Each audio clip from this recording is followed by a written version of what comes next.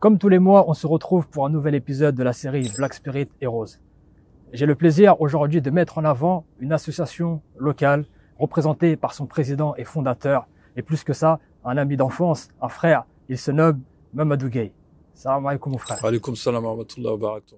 Plaisir de t'avoir aujourd'hui. Honoré d'être reçu par toi. Ça fait un petit moment déjà que on devait se capter. Exactement. Si tu te souviens, on en avait discuté déjà il y a quelques mois. Tout à fait. Et ce que j'apprécie, c'est que au final, on s'était dit des choses. Exact. Et les choses ont été réalisées. Exactement. Parce qu'à l'époque, moi, je me rappelle, j'étais dans le début de la conception de cette chronique. Exact. Je t'expliquais un peu le concept. Et Ouais. toi, tu m'expliquais également que vous alliez faire des actions un petit peu en Afrique de l'Ouest. Mhm. Et le temps est passé, là, on se retrouve, chacun a évolué de son côté. Et les choses sont devenues concrètes. Mashallah, comme on dit. Exactement. Donc c'est vrai. Tu as tout à fait raison, Mohamed. Donc on en avait discuté donc il y a quelques mois avant que tu lances ton projet et ton concept. Donc moi à mon niveau, j'avais aussi de mon côté mon association, voilà, donc qui existe là depuis 7 ans, voilà, officiellement. Donc l'association MG Fondation. Donc le nom c'est MG Fondation. MG Ouais, Fondation. ce sont mes initiales en fait. D'accord. Ouais, Mamadou Gueye, tu vois. MG pour Mamadou Gueye. Voilà, fondation avec le M, ça Ouais. aussi c'est un clin d'œil aussi pour le M de mon prénom. Du coup, là l'association elle existe, on va dire, de manière officieuse depuis 3 ans pendant le Covid, tu vois. D'accord. Donc on a mis en place tout ce qui est statut, etc. Donc avec plusieurs collègues. Que, effectivement, sur cette association, je suis pas tout seul à graviter autour de cette association, donc on est plusieurs. Donc j'ai des membres de ma famille, mais aussi j'ai des amis aussi qui font partie de cette association, qui a été voilà mis en place, on va dire, de manière officieuse en 2020 pendant le Covid, comme je te l'ai indiqué tout à l'heure. Ouais. C'était une période où on avait le temps de se poser, réfléchir, penser à beaucoup de choses. Et après les séances de sport et autres, tu avais largement le temps de penser à autre chose. Donc du coup, effectivement, c'est à ce moment-là que j'ai décidé avec les collègues effectivement de structurer l'association. D'accord. Voilà. Donc vous êtes combien dans l'association exactement? On est 7. D'accord. On est 7 personnes. Donc au niveau des statuts, effectivement, bon, t'as vu, on est 4 personnes, on va dire, au niveau des statuts, mais sinon toutes les personnes qui tournent autour de cette association, donc on est 7, sans compter les personnes qui sont au Sénégal, où là je peux même pas te compter le nombre de personnes qui font partie de l'association. Ils portent tous les t-shirts, ils se promènent au bled et voilà, ils font la pub, on va dire, de l'association. Ouais. Très bien. Si. Donc l'association, c'est une association humanitaire. Exact. Les actions que vous faites, ils sont tournés vers quel domaine exactement? Donc là, nous, à notre niveau, ce qu'on fait, c'est qu'on collecte des fournitures scolaires. Ça part du stylo, du crayon, voilà, tout ce qui est cahier, ciseaux, gomme. Voilà, on récupère toutes ces fournitures, trousses, et on envoie ça donc au Sénégal. Très bien. Et l'objet de l'association, pour parler avec le langage administratif, votre mission précisément, est-ce que tu peux nous l'expliquer? Bien sûr. Nous, notre but, cette association, c'est de favoriser, bien évidemment, l'éducation, permettre aux enfants d'Afrique de l'Ouest d'avoir les mêmes, on va dire, possibilités et égalité des chances que les enfants, entre guillemets, européens. Voilà. Donc, c'est vraiment ce qu'on souhaite mettre en avant, c'est de leur permettre d'avoir, voilà, des outils qui leur permettent de pouvoir travailler, on va dire, de manière convenable et pouvoir construire aussi leur avenir. Pour voilà, on sait jamais, il peut avoir un chèque en tadio parmi ses enfants. Et puis voilà, donc nous ce qu'on essaie, voilà, c'est de juste apporter une contribution, voilà, leur permettre de par des outils, voilà, basiques, hein, c'est juste un stylo, voilà. Mais pour certains enfants, il n'y a même pas la possibilité d'avoir ces éléments-là. Malheureusement. Les parents, ils ont d'autres choses à gérer que acheter des stylos, des gommes, etc. Et tu vois que les enfants quittent rapidement le système scolaire. Et nous, c'est ça en fait. On veut freiner le décrochage scolaire. Voilà. Permettre aux enfants, voilà, de pouvoir, voilà, se construire un avenir en tous les cas par l'éducation, par l'école, etc. Parce que c'est la base de tout. D'accord. Donc ça a été ça ta motivation pour créer l'association. Tout à fait. Moi, je sais que voilà, pendant pas mal d'années, je t'ai dit, l'association elle existe depuis 7 ans. C'est en 2016. Que je suis allé au bled, je suis allé au bled avec ma famille et tout, et ça te met une claque, voilà. Tu prends un uppercut, tu vois, en pleine face, quoi. Donc ça te réveille, tu te dis faut que je fasse un truc. Je peux pas rester comme ça, sachant que tu vois, chaque année, t'achètes des fournitures à tes enfants, tu vois, pour la rentrée. tu mets de côté ou tu jettes, tu vois. Ah, il y a du gaspillage. Pendant des années, tu vois, j'ai mis ça de côté. Un jour, tu vois, je me lève et puis je crois on devait être le 30-31 août, tu vois, avant de la rentrée. J'ouvre un sac, je vois une tonne de fournitures, des stylos, des trucs, quoi. Je me suis dit, non, ça, je peux pas laisser ça dans un coin. Il faut que j'en fasse quelque chose, tu vois. Ça fasse profiter à d'autres Exactement. personnes. Mes filles, elles m'ont dit, pourquoi t'envoies pas ça au Sénégal et tout, tu donnes aux petits là-bas, nous, ça nous ferait plaisir et tout. Et dit, ah ouais, bon délire, tu vois. Ah, donc c'est eux, alors. Ouais, ils m'ont boosté, ouais. À la base, c'est les petites. Voilà, à la base, c'est mes petites, tu vois. Ils m'ont boosté sur ça. Et puis, je me suis dit, ouais, c'est vrai, vous avez raison. Donc, je vais faire ça en place. Et ça m'a, chaque année, tu vois, je mettais de côté, je réunissais. Et puis, là, machallah, on a pu, faire la première, on va dire, édition l'année dernière, tu vois. Ouais. Donc, nous, le concept, on l'a appelé ma première trousse. D'accord. Voilà. Sur le Facebook, tu vois, tu peux voir, il y a le concept de la trousse, comment elle a été fabriquée, etc. Puisqu'on a des partenaires, hein. Donc, on a des partenaires qui se sont intégrés au projet. Et cette trousse-là, en fait, elle est remplie, tu vois, de stylos, crayons, gommes, etc., ciseaux. Et on envoie ça au bled et on offre ça, tu vois, aux enfants. D'accord. On va y revenir après dans l'interview plus en détail. Bien sûr. Juste avant, j'aimerais que tu nous expliques un peu. Moi, j'aime bien un peu dresser le profil des intervenants rapidement pour que les téléspectateurs puissent se rendre compte de la différente trajectoire, la perspective et l'évolution. Peux-tu nous parler un peu de ton parcours personnel? Bien sûr. Bah écoute, moi je suis né au Havre, j'ai grandi au Havre, donc j'ai habité dans mon enfance sur Coqueluche-Ville, c'est un quartier du Havre, et puis j'ai déménagé avec mes parents du côté de la Mar-Rouge, voilà, donc ça va faire une vingtaine d'années, tu vois. Donc du coup, on s'est rencontrés d'ailleurs à ce moment-là, puisqu'on a grandi dans le même quartier. Exactement. Donc voilà, il y a pas mal de choses. Voilà, tu sais, c'était une période aussi qui est compliquée, tu vois. Tu commences, t'es tout jeune, t'essaies de te trouver, on va dire, te trouver, tout simplement. Il y a même pas autre chose. Tu te cherches en fait. Ah ouais. T'as envie de construire des choses, tu te lances dans la musique, tu te dis vas-y, je vais faire du rap, je vais faire comme les IAM et les Arsenic, tu vois, ça t'inspire. Donc tu te lances dans ça, tu te dis vas-y, je vais percer. Finalement après tu te dis ah vas-y, c'est compliqué, tu vois Mohamed, donc t'es bien placé pour le savoir, tu vois. Donc du coup, on se dit vas-y, on va se lancer sur un autre projet. Donc on réfléchit, tu vois. Moi, j'ai commencé à envoyer des petits trucs au bled, tu vois, j'envoyais des chaussures de foot.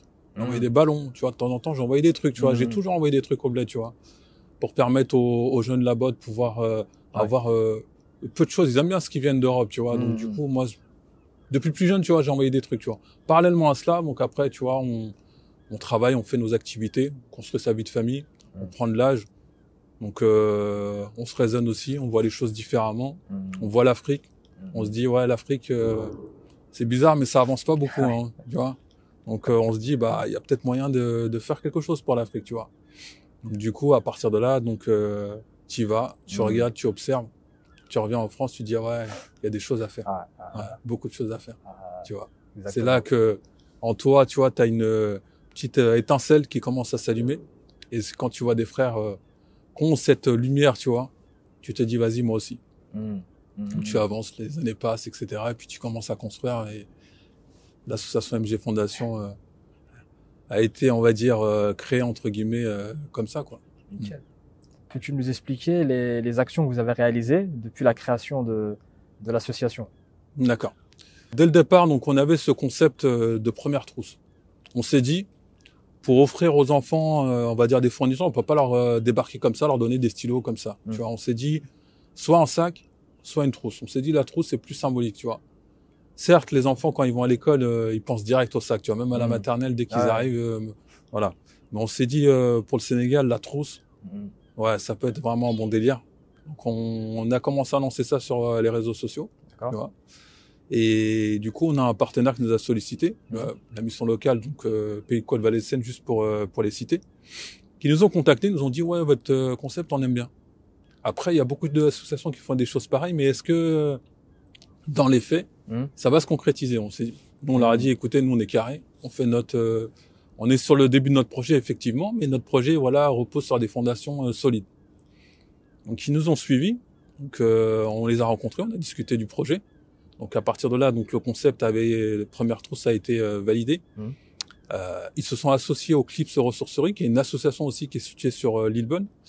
Et cette association, en fait, récupère du matériel, on va dire, recyclé. D'accord. Voilà. Donc, et à partir de là, donc, ils fabriquent les trousses. Voilà. La mission locale, elle, en fait, prenait des jeunes dans le cadre du contrat engagement jeune pour justement les permettre de travailler, de fabriquer ces trousses-là. Voilà. Donc, il y avait en fait tout un concept et tout aussi une organisation entre les partenaires et entre nous pour justement confectionner ces trousses et ensuite pouvoir les envoyer au Sénégal. Parfait. Ces jeunes-là qui connaissaient pas du tout, on va dire, le Sénégal, hein, avaient aussi cette, on va dire, cette curiosité. Exactement, cette curiosité pour savoir qu'est-ce que le Sénégal, en fait, comment ils vivent là-bas, etc. Donc, du coup, ils ont dû travailler aussi sur ça. Ils nous ont présenté ensuite à tout un, voilà, tout ce qui était fait au Sénégal, le pays, etc., etc. Et puis, bah, nous, ça nous a plu aussi parce que quand on a récupéré les trousses, on a vu que les jeunes s'étaient renseignés sur le pays, ont essayé de découvrir ce que c'était, voilà, ce qui était fait là-bas, etc., etc. Et en fait, à partir de là, nous, on a récupéré les trousses et puis on en avait acheté de notre côté aussi parce qu'on finance aussi des trousses. Et puis dès qu'on en a récupéré suffisamment, on les a mis donc voilà dans un baril pour pouvoir envoyer au Sénégal. Et en parallèle, on avait une de nos collègues aussi qui fait partie de l'association, qui elle a tapé au niveau des écoles Montivilliers, tu vois, dans les alentours du Havre, pour récupérer tout ce qui est manuel scolaire. D'accord. Voilà. On en a récupéré plus de 400, je te dirais, tu vois, 400, 500, tu vois. Pour quelle classe, à peu près? Pour partir du CP jusqu'au CM2, tu vois. D'accord. Ouais. Et quand on a fait la distribution, donc l'année dernière, pour la première édition, on a apporté les manuels scolaires, les fournitures. Donc voilà, on a apporté ça, on a distribué, on a bloqué une journée et on a distribué cela. D'accord. Voilà. Donc on a vu en amont avec le maire de la ville, bien évidemment, pour justement avoir toutes les autorisations pour pouvoir effectuer cette distribution dans cette école, donc l'école 1 Tiamène à la ville de Foundiougne au Sénégal. Et voilà, ça a été vraiment une journée marquée par voilà des sourires, voilà. Faut que ça se renouvelle, tu vois, ce type d'opération, bon, vraiment, faut que ça se renouvelle.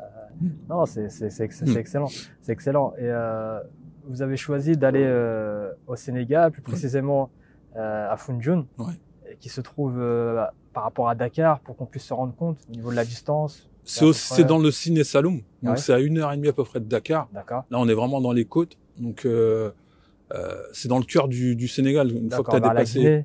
Comment? Vers la Guinée, Kaolack? Non, vers Kaolack. Vers Kaolack. Ouais, c'est à 1 heure de Kaolack à peu près. D'accord. Tu vois. Et pourquoi avoir choisi ce lieu? Parce que j'y suis allé plusieurs fois. J'y suis allé plusieurs fois, j'ai rencontré beaucoup de monde et c'est vrai que cette ville-là, c'est une petite ville, hein, 6000 habitants à peu près. D'accord. Et t'as des petites îles à côté, en fait, où justement là, c'est vraiment désenclavé, c'est difficile de s'y rendre, tu vois, mis à part en pirogue. Et bah, je me suis rendu compte en fait que les écoles c'était un truc de ouf. Il y avait beaucoup de difficultés et je me suis dit bah je vais commencer par là en fait. Beaucoup de besoins, beaucoup de manques. Beaucoup de besoins exactement. Beaucoup de besoins. Je me suis dit je vais commencer par là. Je vais pas taper Dakar direct. Voilà, après je vais pas dire que Dakar il y a plus de moyens parce que c'est difficile partout. Bien sûr, mais c'est la capitale. C'est la capitale. Voilà, c'est la capitale. Même si là c'est un petit village, tu vois. Donc on va commencer par là et puis voilà, machallah, là on est revenu de la 2e édition. Voilà. Donc c'est excellent. On se projette sur la 3e, donc Alhamdoulilah, c'est excellent tout ça. Tu nous as parlé un peu des partenaires et moi j'aimerais que tu m'expliques un peu plus en détail. Déjà au niveau des partenaires, au niveau des financements, quelles sont les personnes qui vous ont aidé? Est-ce que la communauté vous a aidé également, la communauté africaine, ou est-ce que c'est des gens qui sont des fois hors de la communauté qui vous aident? Qu'est-ce que toi t'as remarqué le plus? D'accord. Écoute, je vais commencer par le financement. Donc autofinancement. On demande rien à personne. Pas de subvention. Pas de subvention. On fait tout seul. J'ai pas envie de demander à quelqu'un et puis derrière il me dit en gros tu fais quoi en fait avec nos sous, etc. Non, j'ai pas le temps. Nous on fait nos trucs nous-mêmes. Certes aujourd'hui l'argent c'est le nerf de la guerre. Voilà, on est solidaires entre nous au niveau de l'association. Chacun essaie d'apporter sa contribution financièrement, mais aussi avec du matériel, l'aspect logistique également. Mais voilà, on se débrouille tout seul. D'accord. Voilà, on avance tout seul. Après, moi j'ai lancé mon truc. J'ai attendu que la communauté, effectivement, vienne vers moi, tu vois, tendre la main. J'ai pas capté ce délire-là, tu vois. D'accord. Ok. C'est-à-dire, il n'y a pas eu de... C'est compliqué, c'est compliqué, tu vois. C'est compliqué, tu sais. C'est compliqué parce que nous, tu vois, on est né en France. On est africain, tu vois. On voit que nos parents, ils sont venus ici. Ils ont rien demandé à personne, ils ont fait leur truc, tu vois. Ils ont construit, en fait, ici, leur famille, etc., etc.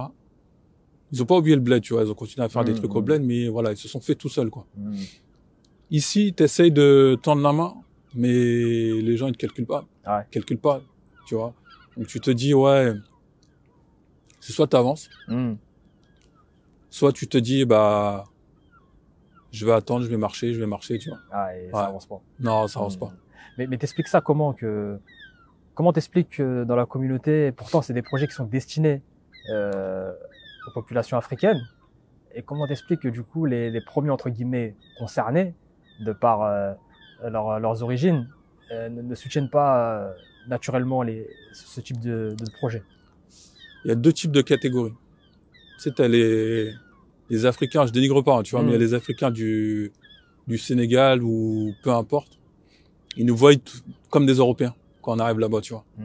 Malgré qu'on a la peau noire et qu'on essaie d'apporter notre soutien, notre aide, etc. au pays, à l'Afrique en général, on ne te considère pas forcément comme Africain. Moi, j'ai une phrase, je me dis, je la sors souvent, et il ne suffit pas de se considérer comme Africain pour être acteur du développement en Afrique, tu vois. Seules les actions comptent. Voilà. Donc c'est pas parce que t'es africain que t'es plus africain que moi, tu vois. Fais ce que tu dois faire en Afrique. Bien sûr. Tu vois ce que je veux dire. Les actions. Voilà. Les actions. Ici, première catégorie ou deuxième catégorie, peu importe. Tu vois, on est du quartier, tu vois, on est des quartiers, tu vois, on est des mecs de quartier, voilà, on a nos frères, etc. Donc demain, tu vas te dire, vas-y, je lance un truc. Le mec va dire, ouais, vas-y, c'est bien, machallah, tu vois, c'est bien, tu vois, c'est la phrase préférée, tu vois, des gars des quartiers. Machallah, c'est bien et tout. Et je parlais avec un frère il y a même pas si longtemps que ça, quand j'ai commencé à lancer mon projet.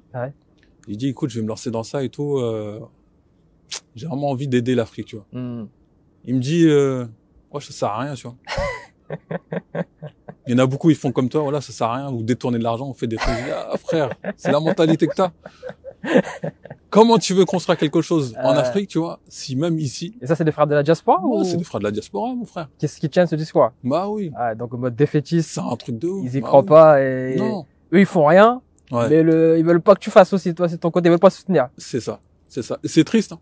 C'est vraiment triste, tu vois. C'est compliqué. C'est triste, t'as vu, parce que nous, on essaie de faire vraiment beaucoup de choses. Voilà. Comme je te l'ai dit, nos partenaires, voilà, voilà, je suis obligé de le dire, tu vois, c'est des Français de souche, tu vois, c'est eux, tu vois, qui se lèvent le matin, qu'ils allaient collecter, tu vois, des fournitures devant les supermarchés, etc.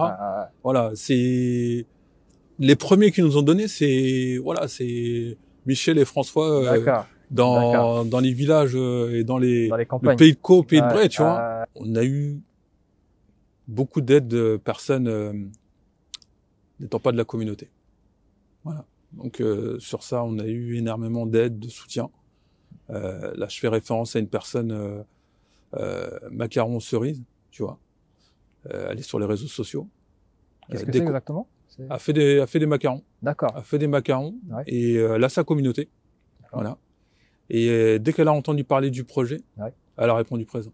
Et c'est pas une personne de la diaspora ou africaine qui a des origines? Non, c'est une personne métissée, tu vois. Donc il y a quand même des origines, tu vois. D'accord. Mais c'est la personne qui a répondu direct, tu vois. Et franchement, elle a donné sans compter. Ouais. Ensuite, on a compté aussi sur nos partenaires qui ont agi sur ce projet, que ce soit la mission locale, Pays de Caux Vallée de Seine, le CLIPS ressourcerie de Lillebonne. Donc les jeunes qui sont, voilà, comme je te l'ai indiqué, sous le contrat engagement jeune, ont répondu présent. Même des personnes autour d'eux ont répondu présent en allant collecter les fournitures auprès des particuliers, auprès des entreprises, auprès des magasins. Certes, c'était dans le cadre du contrat engagement jeune, mais ils ont fait ça au-delà aussi de cela. Ça leur a permis aussi de connaître l'Afrique, de découvrir l'Afrique. Donc sur ça, moi, je tenais vraiment à les remercier sur ça, parce que ils ont répondu présent et on a été conviés justement lorsqu'on a récupéré les trousses qui ont été confectionnées par leurs soins. D'accord. En partenariat avec le CLIPS ressourcerie. J'étais honoré, voilà, de récupérer ce matériel de qualité qu'ils ont confectionné avec leurs mains. Voilà. Ça, c'est la partie, on va dire, des personnes qui ont apporté, on va dire, leur aide, leur contribution hors diaspora. Mais moi, dans le quartier, ou même des gens que je connais, j'ai pas eu énormément. J'ai pas eu beaucoup de soutien. Certes, des personnes autour de moi, de ma famille, voilà, quelques amis, mais des miettes, quoi. Des miettes. J'ai eu des pouces en l'air, oui. Ça, après, les pouces en l'air, c'est facile, ça. Les cœurs, c'est bien. Mais je construis pas mon projet avec des cœurs et des pouces, tu vois. Tu vois. Malheureusement, là. Ouais, c'est compliqué. Sinon, j'aurais eu beaucoup de fournitures, tu vois. Mais non, après, concrètement, c'est vrai que on tend la main, mais t'as rien en retour, quoi. T'as rien en retour. Là, c'est compliqué parce que tu te dis, normalement, c'est les premiers à te soutenir. Les premiers doivent se lever direct en se disant, bah, le frère, il fait un truc de ouf. On va l'aider, on va le soutenir, on va lui donner de la force, tu vois. C'est ça. Mais j'ai vu la force que sur les mots. Voilà. À travers les réseaux sociaux, mais pas d'action. Très peu d'action. Ouais, très peu. C'est vrai que c'est une situation paradoxale et qui est pas motivante de se rendre compte que davantage d'aide vient de personnes qu'on n'aurait pas forcément pensé. Exact. Alors que les gens qui sont censés naturellement nous soutenir, lorsqu'il faut le faire, bah, comme tu dis, c'est que des mots ou des pouces en l'air, mais il n'y a pas de réelle action. C'est vrai que c'est triste. On en a discuté ensemble, je sais pas si tu te souviens. Il y a quelques mois, on en avait discuté, et puis je t'avais dit que c'est vrai que ça me faisait mal quand même, tu vois. Bien sûr. Parce que tu te dis, parfois c'est des gens avec qui tu as grandi, ou même autour de toi, des personnes que tu connais même pas, tu vois, mais qui sont issus de la diaspora, et tu te dis, c'est logique. Voilà, c'est un projet qui normalement doit fédérer, bien sûr. Tu vois, doit inspirer. Bien sûr. Mais tu reçois plus, en gros, ça sert à rien. Enfin, ils te regardent, ils te disent, frère, non. Je dis, mais si on fait rien, l'Afrique, ça avancera pas, quoi, en fait. C'est triste, mais c'est un constat. Et c'est un paramètre qu'il faut prendre en compte. Parce que malheureusement, dans notre communauté, même quand on veut faire des choses, on doit pas s'attendre à du soutien. Faut pas compter là-dessus. Faut pas compter sur la métrique soutien. Faut faire avec ce qu'on a. Et prendre effectivement l'éventuel soutien qui viendrait d'ici ou d'ailleurs, mais pas enclencher quelque chose en pensant que on pourra s'appuyer sur un soutien des nôtres, parce que c'est pas une vérité absolue, loin de là. C'est ça. Faut en faire abstraction. Il faut se dire que de toute façon, celui qui contrôle tout est au-dessus de tout. Exactement. Voilà. Donc les gens ils sont là, ils m'aident, ok, ils m'aident pas, bah écoute, tant pis. C'est dommage. C'est dommage, tu vois, mais on avance avec voilà, c'est sa volonté de bien faire, d'agir, d'aller dans le bon sens. On a du soutien. Donc on a quand même du soutien, on en a très peu, mais on en a. Faut compter sur cela. C'est une force. Voilà. Compter sur les bonnes personnes. Voilà, cette force-là me suffit. Voilà, toi t'es une force aussi, tu vois. T'es une force parce que quand je t'ai sollicité, tu m'as dit je suis là, frère. Voilà, on a fait cette action il y a 2 mois, donc on a pu valoriser donc les produits qu'on confectionne et puis ça sur ça, tu vois, c'est ça qui donne de la force. Voilà. Bien sûr. On fait avec ce qu'on a, on fait avec les moyens qu'on a. On fait avec les moyens qu'on a. Le tout, moi, ce que je dis souvent, le tout, c'est d'être en accord, d'être aligné avec soi-même et de tenir ses promesses. C'est ça le plus important. C'est ça le plus important. Quand on s'engage, quand on dit quelque chose, on le tient. On reste pragmatique et surtout on matérialise nos ambitions avec les moyens qu'on a. C'est tout. Si tout le monde est capable de faire ça, forcément les choses ne peuvent qu'avancer. Exact. C'est aussi simple que ça et c'est accessible à tout le monde parce que tout le monde peut faire avec ses moyens. Il n'y a pas d'excuse en fait. C'est comme la proportionnalité, c'est comme le pourcentage. Voilà, tout est proportionnel. Tout à fait. Celui-là qui a des moyens, il fait avec ses moyens.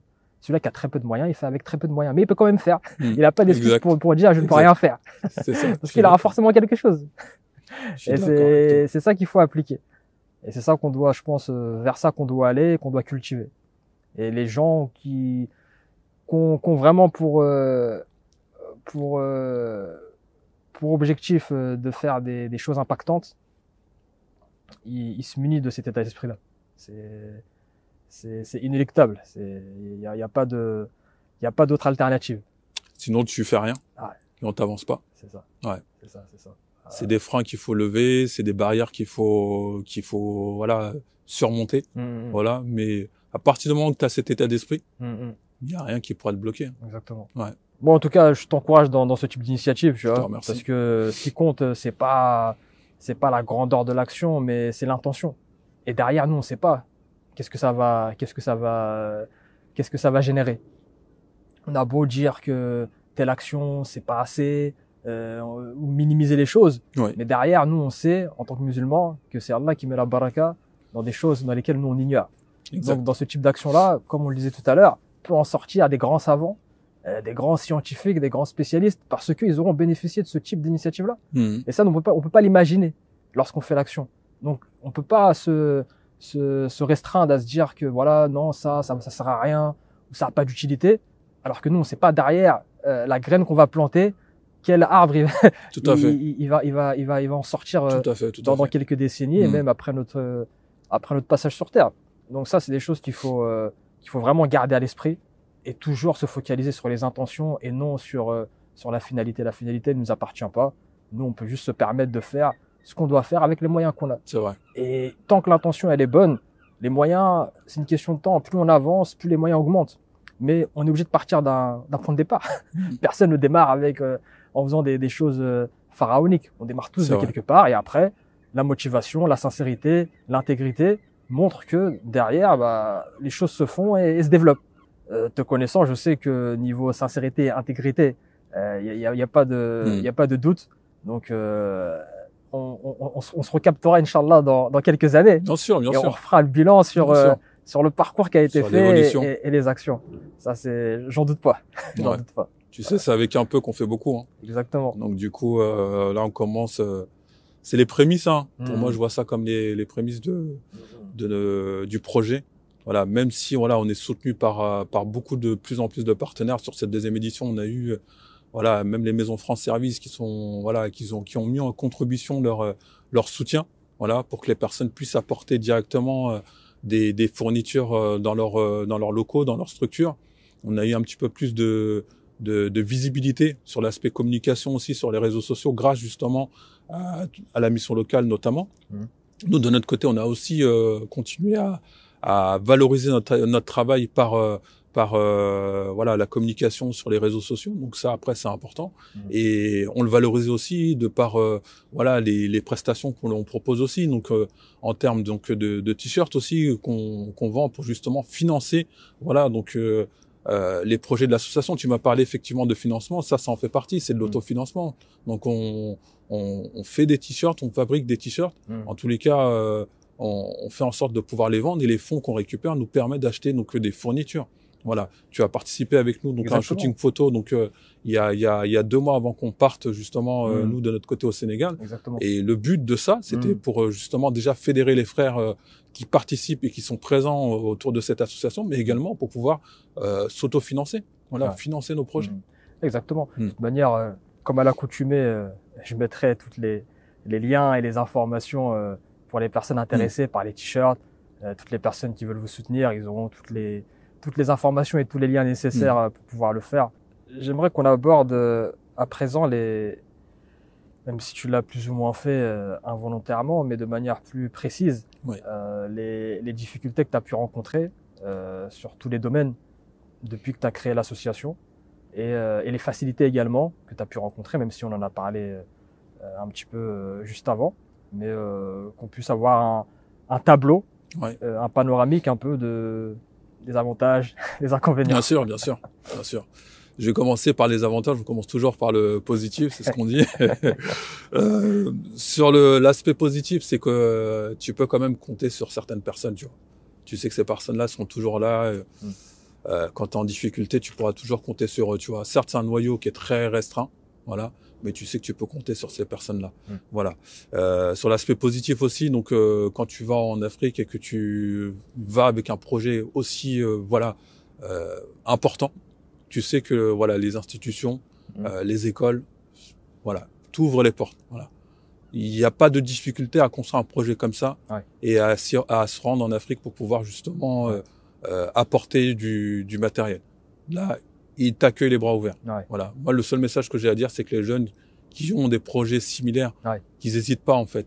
Voilà. Il n'y a pas de frein. Au lieu de rien faire, ils peuvent au moins faire ça. Bien sûr, bien sûr. Tu peux parce qu'ils sont demandeurs, en fait. Ouais. Ils sont demandeurs. Donc, du coup, tu sais pertinemment que ce que tu vas envoyer va être réceptionné et va être remis donc aux personnes concernées. Bien évidemment, faut faire attention parce qu'en Afrique, tu sais comment c'est. Oui, il faut un suivi. Voilà, il faut un suivi, il faut compter, faut avoir quand même une personne, voilà, fiable. Oui. Moi, je sais que j'ai un référent qui est là-bas et lui, je sais, voilà, je lui fais confiance les yeux fermés, tu vois. Mais c'est lui, tu vois. Je sais que sur lui, je peux compter sur lui, tu vois. Donc, il me gère cette partie-là, c'est toute cette partie logistique. Voilà. Parfois, j'y vais, parfois, j'ai même pas besoin d'y aller. Je sais que les choses seront carrées, tu vois. Voilà. Sur ça, côté positif, je te dirais, voilà, sur cet aspect-là, voilà. Donc, après, sur les inconvénients, donc ça, malheureusement, il y en a beaucoup, tu vois. Tout ce qui est administratif, c'est assez compliqué, surtout en France, je parle d'en France. C'est difficile aussi de montrer, en fait, tu vois, la visibilité, en fait, de ce que tu fais, tu vois. C'est compliqué parce que il faut que tu démontres, en fait. Il faut que tu montres, en fait, que tu es capable et que ton truc, il est carré. Tu vois. T'as des structures qui te font confiance, qui vont te dire, bon, voilà. Et malgré tout, ils vont quand même te demander, ouais, en gros, t'as fait quoi avec ce qu'on t'a donné, tu vois. Et c'est normal, tu vois, c'est légitime. Mais c'est vrai que c'est pesant parce que tu te dis, il faut que tu montres, en fait. Il faut que, voilà. Moi, je suis pas quelqu'un qui aime, tu vois, me mettre en avant, etc. D'ailleurs, sur les premiers mois, voire même la première année, on n'envoyait que des photos, tu vois. Je me mettais pas en avant au niveau des réseaux sociaux. Mais malheureusement, on est dans une société de communication, tu es obligé de te montrer, tu vois. Il faut que les gens te voient. Parce que sinon, ils peuvent se dire, ouais, à qui on envoie, tu vois. Exactement. Voilà. Donc, du coup, sur ça, effectivement, c'est un frein. Et comme je te l'ai dit, après, voilà, réussir à fédérer autour de soi, ça aussi, c'est une grosse problématique, tu vois. J'aimerais bien vraiment que, voilà, les frères, qu'on soit beaucoup plus solidaires et qu'on puisse construire des projets ensemble pour l'Afrique, parce que l'Afrique, voilà, c'est notre terre, même si on est né, on a grandi ici. Ça reste quand même la terre de nos ancêtres, tu vois. Voilà. L'Afrique a besoin, en fait, de sa diaspora. Bien sûr, bien sûr. Voilà. On n'a pas besoin d'être en mode, on va dire, panafricanisme plus, tu vois. Avoir juste l'état d'esprit et puis se dire, oui, en gros, l'Afrique, c'est ma terre, en fait. Voilà, c'est ma terre. Donc, il faut que j'apporte ma contribution. Par solidarité. Solidarité, c'est les fondations, tu vois. Moi, je sais que mon association, les fondamentaux de mon association, c'est solidarité, entraide, partage. Voilà. Moi, pour moi, ça, c'est des valeurs déjà que nos parents nous ont forcément tous inculquées. Voilà. Parce que nos parents qui sont partis d'Afrique, du Sénégal, ils ont dû être solidaires entre eux ici. Voilà. Ils se sont entraidés. Ils ont partagé. Tu vois. C'est pour ça que je te dis que ces mots-là, ces trois mots, tu vois, ils sont, pour moi, c'est fondamental, tu vois.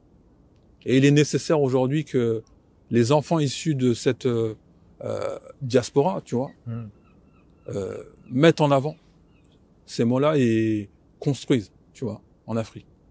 Parce qu'en Afrique, il y a besoin. Il y a vraiment besoin. Et on le voit tous les jours. Hein. On voit ce qui se passe, que ce soit au Sénégal, que ce soit au Burkina Faso, que ce soit au Cameroun. Voilà, tous les jours, on se rend compte qu'il y a des problématiques qui sont bien plus, on va dire, compliquées qu'il n'est pareil, tu vois, parce qu'après, c'est certainement dû au président africain. Ça, c'est un autre sujet. Je vais pas m'étaler là-dessus. Mais c'est vrai que il est forcément, enfin, c'est normal, en fait, que la population galère, en fait. C'est après à nous de voilà de se lever et puis d'essayer d'apporter voilà un soutien, que ce soit matériel, logistique, humain pour nos frères africains. Exactement. Quelles seraient les choses pour toi que tu aurais besoin pour te faciliter dans tes missions actuellement? Comme je te l'ai dit tout à l'heure, nous s'autofinance. C'est vrai que parfois on rencontre des difficultés pour faire les achats qu'on fait, donc que ce soit les fournitures, les manuels scolaires. C'est vrai que à notre niveau, nous, ce qui nous aurait facilité les choses, encore une fois, je te dis l'argent, c'est le nerf de la guerre, mais nous, on va pas en fait taper aux portes en demandant tu vois du finance, tu vois des finances. L'idéal, effectivement, pour nous, ça serait de récupérer directement des fournitures. Voilà. Je sais que la mission locale, quand ils ont mis en place, en fait, on va dire, l'action à leur niveau, ce qu'ils ont fait, c'est qu'ils se sont rendus directement dans les supermarchés. Ils ont demandé directement aux supermarchés voilà, de leur fournir des fournitures, etc. C'est vrai que nous, de notre côté, ce qu'on faisait, c'est qu'on faisait quasiment pareil, tu vois. Donc on allait directement dans les supermarchés, leur demander s'il était possible de nous fournir des fournitures, etc. Et auquel cas, donc après on prenait donc nos finances à nous et on achetait directement les fournitures. D'accord. Voilà. C'est vrai que sur ça, encore une fois, si on avait les fournitures directement, ça serait plus simple pour nous en termes d'organisation, sur l'aspect logistique également. Donc ça nous permettrait aussi de bien stocker les choses et de pouvoir les envoyer. Même si voilà, on a quand même récupéré énormément et on a mis de côté et on prépare l'année prochaine. Mais c'est vrai que pour nous, ça serait vraiment une plus-value. Ouais. Et là, approximativement, combien d'élèves ont bénéficié de ce dispositif, Ma Première Trousse? Là, on est sur 400 l'année dernière, plus de 350 cette année. Donc là, on est sur environ 800. 800. Ouais, 2 écoles. Très bien. Et l'objectif pour la prochaine édition, c'est d'atteindre combien d'élèves? Bah écoute, les écoles au Sénégal, de manière générale, donc on est sur 300-400 élèves. Voilà. En fait, en parallèle, nous, ce qu'on fait, c'est qu'on fait un projet fourniture scolaire, première trousse, et à côté, on essaie de construire un deuxième projet. Tu vois, on essaie toujours de travailler sur 2 projets. Voilà. Juste pour en revenir sur le projet de l'année dernière, donc lorsqu'on a fourni les fournitures, en parallèle, on a confectionné des maillots de foot, tu vois, pour l'équipe locale de la ville. Voilà. On est arrivé, on a apporté les maillots, on les a donnés au maire. Voilà. Donc du coup, c'était pour l'équipe locale. Cette année, on a renouvelé cette opération. Voilà. En parallèle donc du projet, du concept Ma Première Trousse. Et au-delà de ça, on a également aussi apporté tout ce qui est vêtements, jouets, jeux éducatifs, donc à une pouponnière, donc une sorte d'orphelinat sur la ville d'Aimbourg. Et voilà, c'était, je pourrais même pas te quantifier le nombre de vêtements et de jouets qu'on a récupérés par des dons. Voilà. Et là, je remercie vraiment les personnes qui ont contribué à cela. Et les jouets et jeux éducatifs qu'on a récupérés aussi, qu'on a donné aussi à cette pouponnière. C'est super intéressant. Ouais. Super intéressant. Donc vraiment, au-delà de votre mission sur l'éducation, il y a un volet également humanitaire axé sur les orphelinats, si je comprends bien. Tout à fait. Vous avez vraiment donné des présents, vous avez donné du bonheur, si je peux dire, à plein d'enfants en leur donnant des jouets, des vêtements. Ouais. Donc on est au-delà de la dimension éducative et c'est important de le préciser. Faut le mettre en avant, faut le valoriser parce que on a toujours besoin de ce genre d'initiative. Les orphelins, ce sont malheureusement des enfants qui ont besoin d'attention, qui ont besoin de beaucoup de moyens. Et on ne peut pas se permettre, nous, d'avoir autant de choses qui traînent dans nos armoires. C'est ça. Et ne pas en faire bénéficier ceux qui en ont le plus besoin. Donc c'est important de le préciser. C'est important de le préciser. Sur ce volet-là, c'est quoi les objectifs pour la suite? Écoute, c'est vraiment de continuer sur cette voie-là. Donc d'essayer de toucher un maximum voilà, de pouponnières, d'orphelinats, de pouvoir récupérer nous à notre niveau des vêtements, des jouets, voilà, offrir un peu de lumière à ces enfants, tu vois. Même si à chaque fois que tu les vois, ils ont le sourire. Voilà. Ils sont juste heureux de vivre. Voilà, parce que Allah, tu vois, t'offre la vie, donc c'est pour vraiment faire ce que tu as à faire sur Terre, tu vois. Rendre une copie, on va dire, la plus parfaite possible, la plus propre possible. Donc, sur ça, donc nous, voilà, on essaie vraiment d'apporter, on va dire, un petit plus, un petit peu de bonheur à ces enfants. Et l'objectif, c'est de continuer d'agrandir cela, tu vois, de toucher un maximum de pouponnières, d'orphelinats. Voilà, donc l'année prochaine, Inch'Allah, on va réitérer cette opération, donc vers une autre institution, donc un autre organisme. Mais comme je te l'ai dit, en parallèle aussi, donc on parraine aussi donc un enfant, donc pour justement lui permettre d'aller à l'école avec voilà du matériel, voilà de qualité, avoir la chance aussi de se dire on m'aide en fait, donc à moi aussi de faire les choses, tu vois. Donc du coup on est sur cette voie-là aussi, tu vois. Donc c'est ce qu'on fait aussi au-delà du projet du concept de fournitures que l'on envoie, etc. Donc on fait ça en plus. Et comme je te dis, il y a aussi le volet sportif, parce que moi étant sportif, on va dire de base, tu vois, je kiffe le foot, voilà, je suis quelqu'un qui aime le sport. Et c'est vrai que le Sénégal, le football est roi, tu vois. Du coup, quand tu parles de ballon, de maillot, de goal, ils ont les yeux qui brillent, tu vois. Donc, du coup, on essaie aussi d'apporter notre aide et notre soutien sur sur ce point-là. Et c'est vrai que l'année dernière, ça a été vraiment cool, tu vois. On a eu quelques retours, c'était vraiment bien. Là, cette année, le maire de la ville aussi m'a sollicité, donc on a envoyé. Donc là, c'est arrivé il y a peut-être 3 jours les maillots pour la finale qu'ils vont effectuer, finale de Coupe du Maire. Nickel. Et il va remettre aussi les maillots donc à l'équipe gagnante, tu vois, qui pourra aussi valoriser, véhiculer l'image de l'association, parce que les maillots ont été floqués avec le logo de l'association, avec les valeurs de l'association. Du coup, c'est un message qui se transmet, même si c'est infime, c'est vraiment c'est intéressant, tu vois. C'est vraiment nickel, et nous ça nous procure du sourire, tu vois. On est content, on est heureux. On se dit on essaie de faire les choses, tu vois. Chacun à son niveau, mais c'est honorable en tout cas. C'est honorable et on peut que saluer l'initiative. Je voulais faire un point rapide avant de passer à la question suivante sur le volet logistique. Comment vous vous organisez pour transmettre, envoyer tout ce que vous récoltez en France pour l'envoyer au Sénégal? Ça se passe comment? Bah écoute, moi j'ai un frère à moi donc qui est dans l'envoi des conteneurs. Donc je passe que par lui au niveau de l'acheminement. Il m'arrange énormément, tu vois. Donc du coup, c'est vrai que nous on peut pas être à la fabrication, tu vois, à la conception et aussi à l'acheminement et puis à la réalisation. On peut pas être sur toutes les étapes. On contrôle, tu vois. Tu supervises, voilà, mais tu peux pas être sur tous les fronts. Exactement. Donc là, effectivement, sur ça, on a ce frère qui nous aide énormément, tu vois, qui nous permet vraiment d'envoyer, que les marchandises soient réceptionnées, tu vois, et surtout pas abîmées, parce que c'est le plus important, tu vois. Et sur ça, il nous arrange, tu vois, même financièrement, je te dis, c'est intéressant de travailler avec cette personne-là parce que, voilà, il nous facilite les choses. Voilà. C'est un frère, donc il a le cœur sur la main, il est vraiment aidant, tu vois. Et quand tu rencontres des personnes comme ça, il faut s'accrocher à eux, bien sûr, en se disant, certes, il regarde même pas en se disant, en gros, c'est donnant. Non, il le fait, puis sabilillah, tu vois. Bien sûr. Et nous, ça nous aide énormément. Et puis, jusqu'à aujourd'hui, on n'a pas eu à se plaindre de ça, tu vois.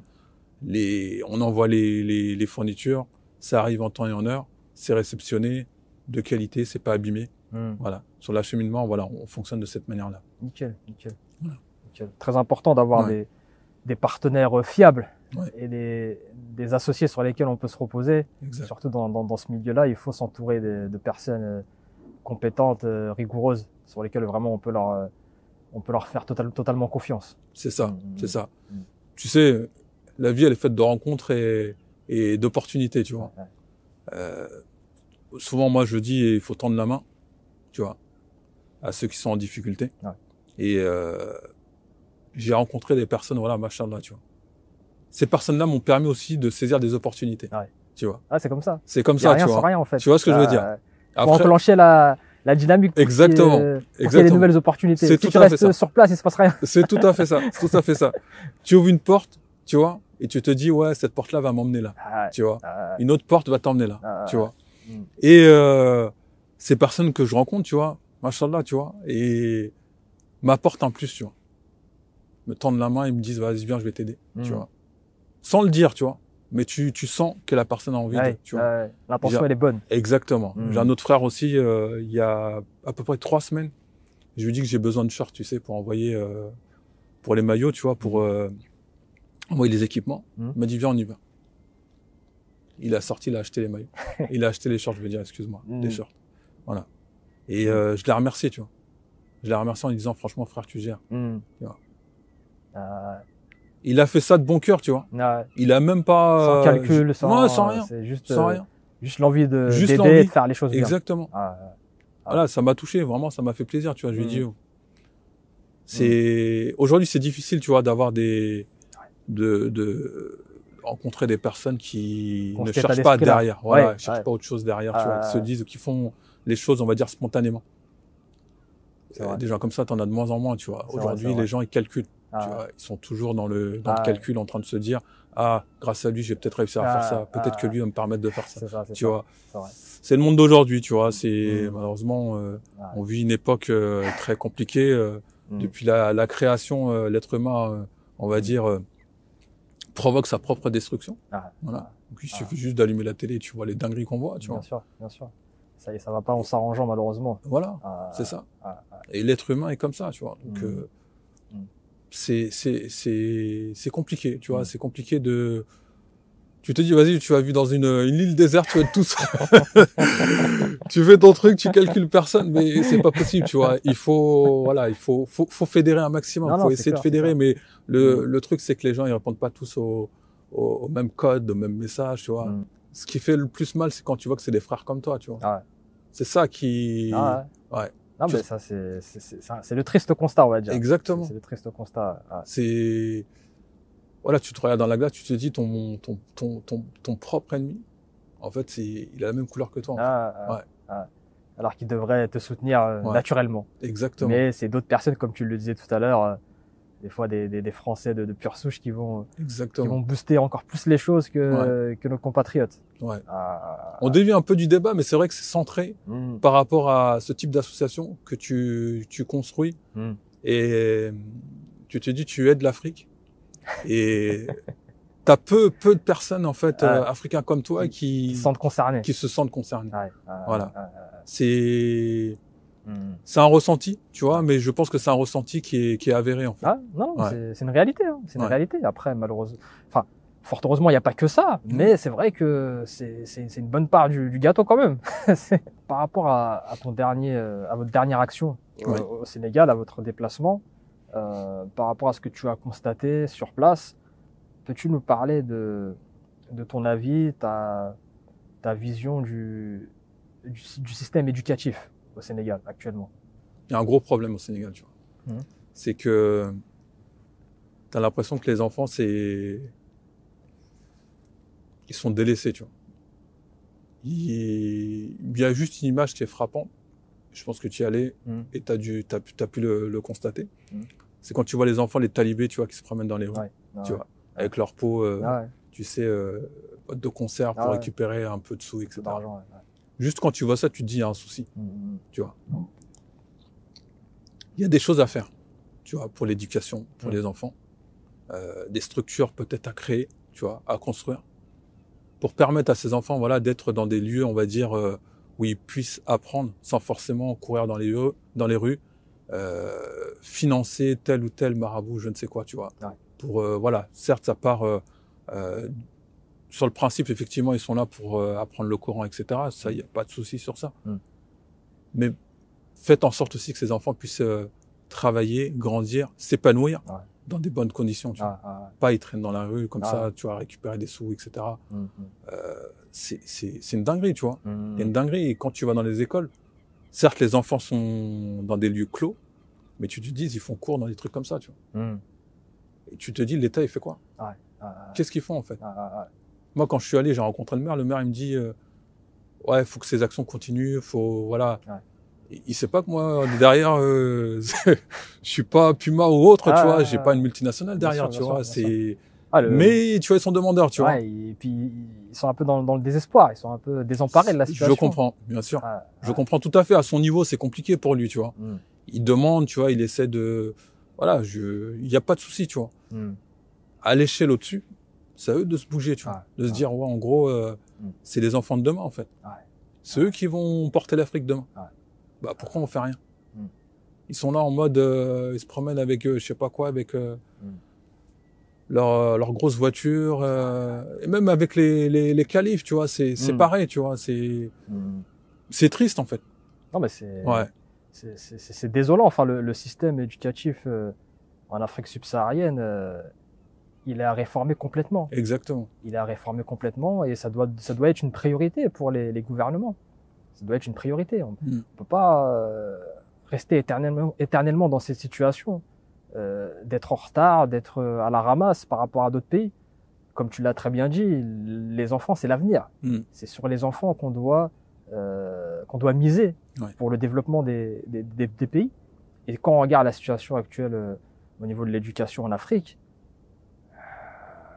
ça pourra jamais donner des fruits si on règle pas ce problème au niveau de l'éducation dans les pays d'Afrique subsaharienne.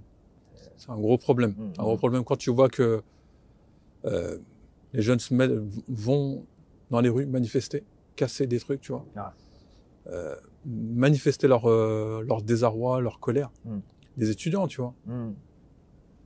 Pas de bourse, rien. Va à l'école et puis fais ton truc et après derrière quoi en fait.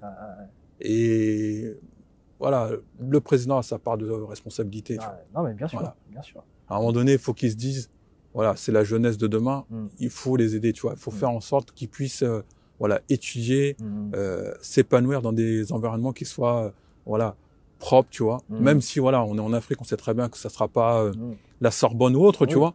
Mais au moins, que les structures soient adaptées, tu vois. Qu'il y ait les moyens, qu'il y ait des fournitures qui soient données aux enfants, tu vois. Moi, quand on a fourni l'année dernière les fournitures scolaires, le maire il me disait qu'en gros, ils attendaient encore les fournitures que le président avait promis, tu vois, pour la rentrée. D'accord. On a remis les fournitures en mois de novembre à notre association, tu vois, à notre échelle. Ils n'avaient pas encore, les élèves des autres écoles, ils n'avaient pas encore leurs fournitures. D'accord. C'est une dinguerie. Il y a un abandon total là. On se demande ce que font les gouvernements et où sont les enveloppes destinées à l'éducation en Afrique. C'est ça. C'est inconcevable. Déjà qu'il y a très peu d'écoles déjà en Afrique. Tous les enfants n'ont même pas la possibilité d'aller à l'école parce que géographiquement c'est très difficile de trouver une école près de chez eux. Exact. Il y a une pénurie au niveau des enseignants, au niveau des qualifications.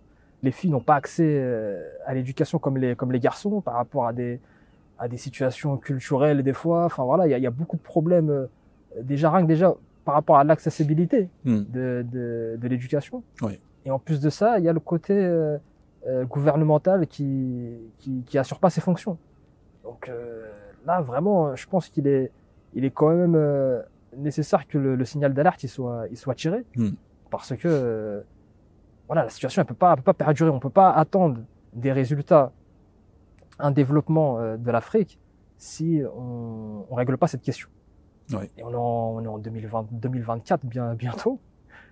Et c'est pas possible en fait. L'Afrique vraiment, au niveau des statistiques même, au niveau de l'UNESCO, les statistiques mondiales, au niveau de l'éducation, c'est les pays d'Afrique subsaharienne qui sont vraiment en bas du tableau au niveau du taux d'alphabétisation. C'est une réalité. C'est une réalité alors que les choses ont les moyens de changer. Parce que quoi qu'on puisse en dire, les pays africains ont certaines ressources. Même si ils ne sont pas maîtres à 100% de leurs ressources et qu'il y a encore du néocolonialisme qui traîne encore dans certains pays, il y a des budgets, il y a des ressources. Donc à un moment donné aussi, les politiques, les autorités doivent aussi également faire le nécessaire pour au moins donner l'accès à la population, à l'éducation. C'est la moindre des choses. Oui, je suis d'accord. Voilà, c'est pas normal. C'est pas normal. Tout est fait, j'ai l'impression que tout est fait pour que les enfants aillent le moins possible, tu vois. Donc, au niveau des cursus scolaires, tu vas dans des classes, tu vois 60, 70 élèves, tu vois, dans une classe. Comment veux-tu que tout le monde apprenne? C'est pas possible. C'est impossible. C'est impossible. Celui qui est là, qui comprend pas, il va jamais lever la main en se disant ouais, j'ai pas compris. En fait. Sûr. Donc t'es là, tu sors de l'école, après tu te débrouilles, tu vois. Après tu prends la pirogue et tu veux rejoindre l'Italie, puis remonter jusqu'en France, en Angleterre, etc. Tu vois. Et ça commence là déjà. C'est un serpent qui se mord la queue, tu vois. On se plaint. Bien sûr. Les politiques en Europe actuellement, c'est la mode de se plaindre sur l'immigration. C'est ça. On entend beaucoup ça, la loi immigration, mais le problème, si on veut le régler, ça commence déjà par là.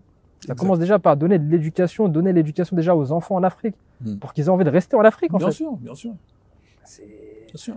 Le rêve européen, voilà, de nos jours, c'est plus valable. Exact. Si les Africains peuvent rester où ils sont, ils restent où ils sont. Oui, je suis d'accord. Mais il faut encore leur donner les bonnes conditions, le bon cadre, pour pouvoir rester où ils sont. Il y a des choses à faire. Il y a des choses à faire en Afrique. Effectivement, l'Europe, on va dire, agite les signaux, tu vois. Et du coup, les Africains voient les lumières et se sentent attirés, tu vois, par ça. Voient la misère autour d'eux. Se disent non, moi j'ai envie de vivre comme l'autre qui vit à Paris ou je ne sais où, tu vois. Donc du coup, certes, je sais que c'est pas avec plaisir qu'ils montent dans ces bateaux et qui partent en Europe, etc. à l'aventure. C'est sûr que c'est une dinguerie, tu vois. Moi, je sais que j'ai un de mes proches aussi, il a fait la même chose, tu vois. Mais ils le font parce qu'ils n'ont pas le choix. Ouais. Ouais. L'Afrique devrait mettre en œuvre, en tous les cas le Sénégal, devrait mettre en œuvre des choses, tu vois, des formations, des possibilités, tu vois, pour que les jeunes puissent investir et aussi aient envie de rester. C'est ça. Voilà. C'est surtout ça. C'est ça en fait. Si t'es là, tu montres rien du tout, tu montres pas d'envie, en fait, limite, tu t'en fous en fait qu'ils partent. Alors que c'est possible. Ouais. On va pas me faire croire que entre guillemets ils ont fait tout le nécessaire et que là ils sont ils sont arrivés à un seuil où ils peuvent plus rien faire. Moi ça j'y crois pas. Non, il y a suffisamment de ressources pour pouvoir au moins faire évoluer les choses. Tu vois la Chine qui s'installe de plus en plus en Afrique. Au Sénégal, tu les vois, ils sont partout, dans les entreprises partout, les usines partout. Voilà, ils font des choses. C'est bien ou c'est pas bien, mais ça crée de l'emploi. Tu vois, c'est de l'emploi quand même, tu vois. Ça, tu peux le valoriser, tu vois, auprès des jeunes. Voilà, tu peux construire ton avenir ici, quoi. Tu peux travailler, certes. Voilà. Encore une fois, tu vois, il y a pas mal de choses que l'on voit, on peut être d'accord ou pas d'accord. Voilà. Donc, la Chine essaie de faire des choses, même si, voilà, je te dis, c'est un autre sujet, mais bon, il y a de l'emploi qui se crée, tu vois. Mais on veut pas de ça. On veut plus. Voilà. On veut vivre à Paris, et puis, ou vivre je ne sais où, tu vois. Non, moi, si aujourd'hui j'ai la possibilité de construire, et c'est mon but, c'est mon projet, c'est l'objectif, on verra peut-être ça plus tard, mais moi, ce que j'aimerais, c'est vraiment que le siège social de mon association se trouve à Foundiougne, tu vois, pour être, on va dire, plus proche de la réalité et avoir, on va dire, une emprise plus large et un regard, on va dire, panoramique sur ce qui se fait là-bas et sur ce qui est possible de faire. Je le fais tous les jours, tu vois, je le fais tous les jours. Parce que ici, la France, effectivement, c'est notre pays, tu vois, on a grandi là, on est né là. Je vais pas dire j'aime pas la France, tu vois, je vais pas te dire ça parce que la France m'a apporté des choses, tu vois, en termes d'éducation, tu vois, des connaissances, les livres, tu vois, que j'ai pu lire, donc tout ça, c'est ici, tu vois. La création de mon association aussi, tu vois. Je vais pas cracher sur la France, tu vois. Voilà, il y a des choses qui ont été faites par les gouvernements d'avant, tu vois, par des personnalités d'avant. Aujourd'hui, il se passe encore des choses, mais je vais pas en fait leur cracher dessus, tu vois. Oui, faut être objectif. Exactement. Faut dire la vérité lorsqu'elle est bonne à entendre et lorsqu'elle est aussi pas bonne à entendre. Bien sûr. Mais c'est vrai qu'il faut pas tomber non plus dans le piège de noircir le tableau lorsque c'est pas justifié. Il faut reconnaître les torts et il faut reconnaître aussi c'est ça. Lorsqu'il y a des choses positives. Ça, moi, je suis partisan également de ce juste milieu-là et de cette honnêteté intellectuelle aussi également. C'est important de le rappeler parce que c'est nécessaire. Tout à fait. On a la chance d'être... on a la chance. Je dirais oui, peut-être on a la chance. Pour les Africains, on a de la chance en tous les cas d'être nés ici, d'avoir grandi ici. Et on dit souvent de nous qu'on a tout eu à disposition. Voilà. Bon, vu qu'on a tout eu à disposition, donc faisons en sorte que ce qu'on a à disposition puisse servir à d'autres personnes, notamment à nos frères africains. Faire abstraction de ce que l'on pense de nous, voilà, de se dire voilà, je fais une bonne action, tout simplement. Voilà. Moi, c'est l'état d'esprit que j'ai eu quand j'ai monté mon projet, tu vois, quand j'ai fondé cette association, cet état d'esprit que j'avais en fait, en me disant bon, voilà, j'ai tout à disposition. La France m'a permis d'avoir tout ça, d'avoir ces connaissances, d'avoir ces outils. À moi d'utiliser ces outils à bon escient, tu vois, pour mes frères d'Afrique, tu vois. Demain, je fais des actions d'Afrique, qui va me dire, ouais, pourquoi tu fais ça? Bien sûr. On est libre, tu vois. Bien sûr. On fait ce qu'on a envie. Si demain, j'ai envie d'aller au Brésil apporter ma contribution, je le fais, tu vois. Bien sûr. Tu vois ce que je veux dire? Donc, le plus important, c'est recentrer les choses, tu vois, se dire, ouais, qu'est-ce que j'ai envie de faire? Bah, c'est apporter mon aide, tu vois, en Afrique, tu vois. C'est ça. Et je pense que tous les frères qui sont ici, en France, peuvent aussi, à leur niveau, à leur échelle, voilà, apporter un plus aussi à l'Afrique, tu vois. Exactement. Si tous les frères d'ici, t'imagines, faisaient quelque chose, c'est un truc de ouf, tu vois. Clair, même si c'est à petite échelle, bien sûr, parce qu'effectivement, voilà, tant qu'on n'est pas dans les élites, tu vois, c'est difficile de bouger, manipuler les cartes, tu vois. Voilà, et avoir un impact, on va dire, suffisamment fort pour taper, tu vois. C'est ça. Mais même à ce niveau-là, tu peux, voilà, tu peux apporter. Mais bien sûr, bien sûr. Comme on dit, les montagnes sont faites de petites pierres. Donc, si chacun apporte sa contribution, au final, ça fait quelque chose de grand. Mais il faut encore que chacun puisse aussi se motiver pour amener sa contribution. C'est ça. Ça, c'est la motivation, elle est compliquée, c'est complexe, effectivement. On arrive à la fin de l'interview. Comme je le fais souvent, je demande aux intervenants de m'expliquer leur vision à long terme, leur idéal dans leur engagement. Et j'aimerais connaître le tien, du coup. Oui.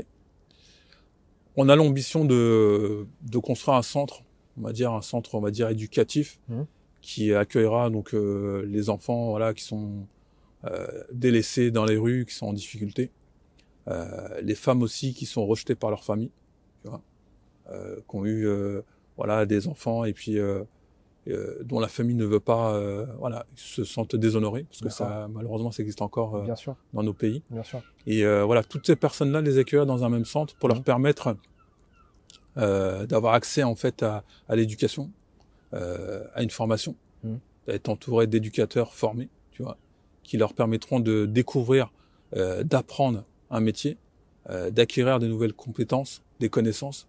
Voilà, ça c'est l'objectif final, c'est ça, tu vois. C'est vraiment ce que j'aimerais faire, construire ces petites structures tout autour dans l'Afrique, tu vois, au Sénégal dans un premier temps, mais aussi dans les pays avoisinants, tu vois, et même au Maghreb si c'est possible, tu vois. Bien sûr. À partir du moment où tu sais qu'en Afrique il y a des problématiques, des difficultés partout, voilà.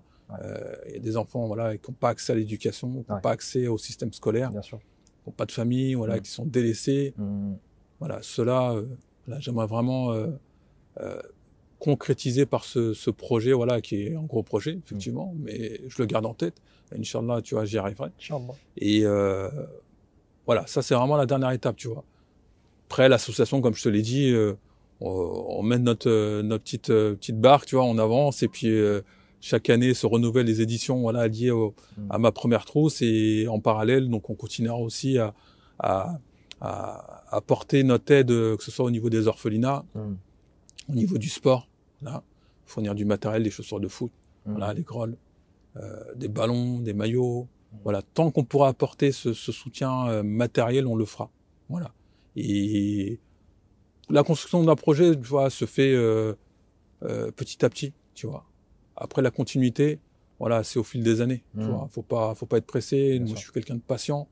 Je garde en tête toujours, voilà, le fait que nos parents soient venus en France, ont pris le temps, tu vois, ont travaillé dur, nous ont permis d'être là, d'avoir accès à l'éducation, nous ont permis d'aller à l'école, de construire nos projets, voilà. Aujourd'hui, je me dis, voilà, les années passent, le temps défile, à nous, voilà, de laisser une trace. Voilà. Le meilleur moyen de laisser une trace, c'est laisser, on va dire, de belles choses, voilà, derrière soi, et de faire en sorte que l'Afrique, voilà, et les enfants du Sénégal ou d'autres pays d'Afrique puissent garder en fait cette trace en fait qu'on laisse, voilà, en construisant aussi leur avenir. Voilà.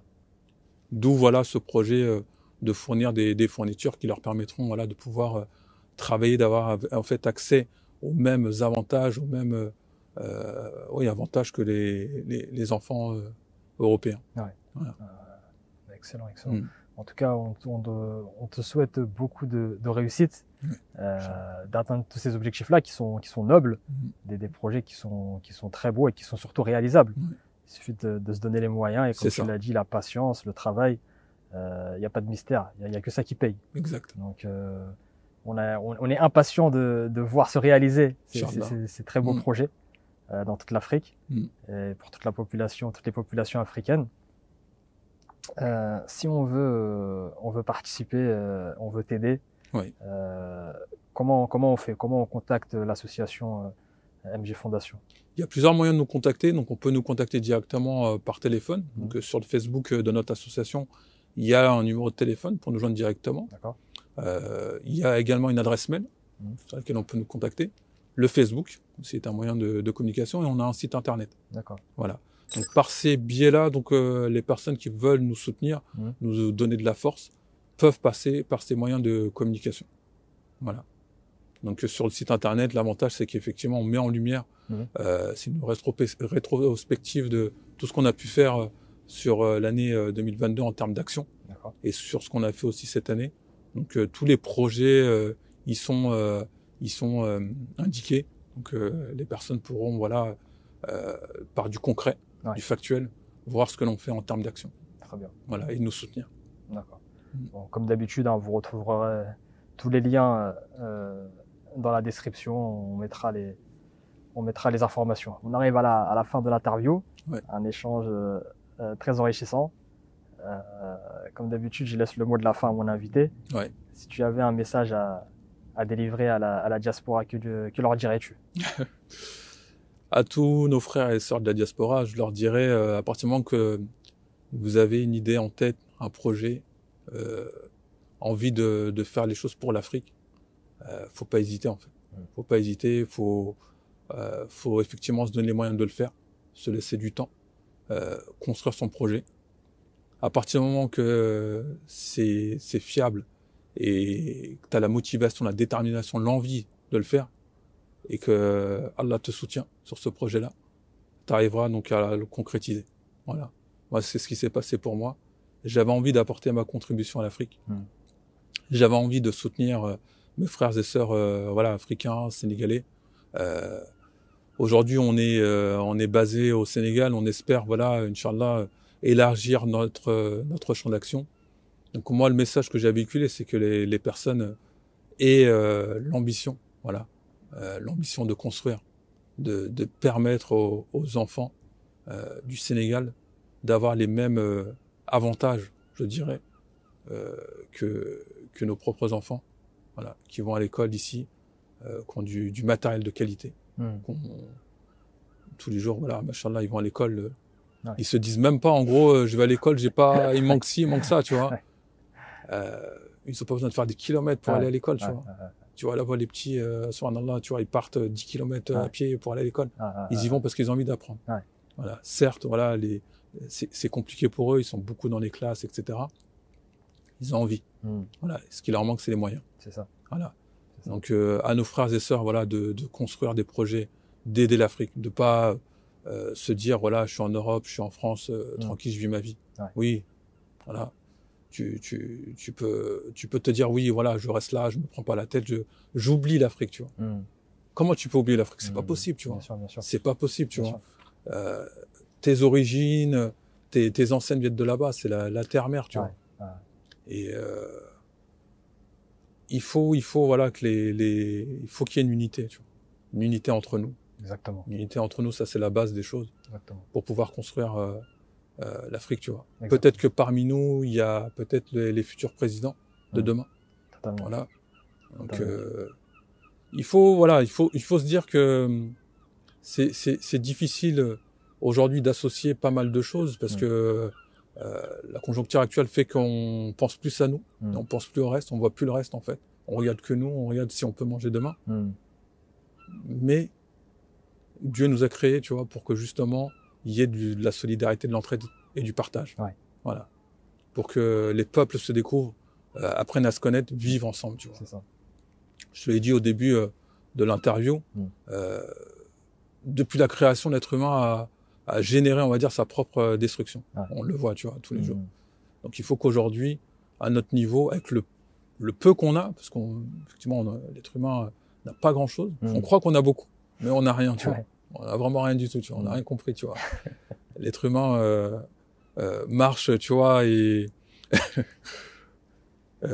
avec ostentation et avec, tu vois, et se dit, ouais, observez-moi, tu vois. Non, c'est pas ça, c'est pas ça la vie, tu vois. Se faire tout petit, faire ses trucs, tu vois. Exactement. Voilà. Construire, tu vois, permettre aux frères et sœurs, tu vois, d'Afrique d'avoir suffisamment de moyens, tu vois, pour eux aussi se diront, voilà, ils nous ont pas oubliés. C'est ça. Voilà. Ils pensent à nous. C'est ça. Ça va les motiver aussi. S'ils partent, c'est parce qu'ils se disent, ouais, en gros, on nous calcule pas, on s'en fout de nous, tu vois. Donc ils veulent faire comme nous, arriver en Europe et puis construire la. C'est légitime, je peux l'entendre, tu vois, je peux l'entendre et le comprendre. Mais on est suffisamment dans les villes. Voilà, je parle de la diaspora, tu vois, mais c'est beaucoup plus large que ça. Quand tu vois en Afrique des retraités, des personnes d'un certain âge qui font des actions en Afrique, qui sont pas forcément issus de la diaspora, tu te dis, nous, pourquoi on fait pas? Ouais. Voilà. Donc, donnez-vous les moyens, donc, ayez cette ambition. Gardez en tête, voilà, l'Afrique, voilà. C'est facile de dire, ouais, j'aime l'Afrique, tu vois. Porter un t-shirt Afrique, oui, c'est bien. Mais fais les actions, tu vois. Fais quelque chose. Tu vois. C'est ça. C'est le message que j'ai à transmettre, tu vois, et à communiquer, voilà. Sans jugement ou autre, c'est, voilà. Faites les choses, donnez-vous les moyens, construisez. L'Afrique est là, nous tend la main. Donc, rendons-lui, tu vois. Voilà. Exactement. Elle demande que ça, en fait. Elle demande juste ça, rien d'autre. À 7 ans. À 7 ans. Voilà. Donc, à nous d'apporter, à nous, tu vois, à notre échelle, le peu de lumière qu'on peut apporter. Voilà. Ça permettra à l'Afrique de rester, on va dire, de garder cette humanité, tu vois, ces ondes, on va dire, positives. Voilà. Tout ce que j'ai à dire. Très bien. Ouais. Un message qui sera, j'espère, entendu par tous et compris, et surtout appliqué. En tout cas, je te remercie pour ta disponibilité. Je t'en prie, je t'en prie. Échange très enrichissant. C'était un mot de la fin complet. J'ai rien d'autre à ajouter.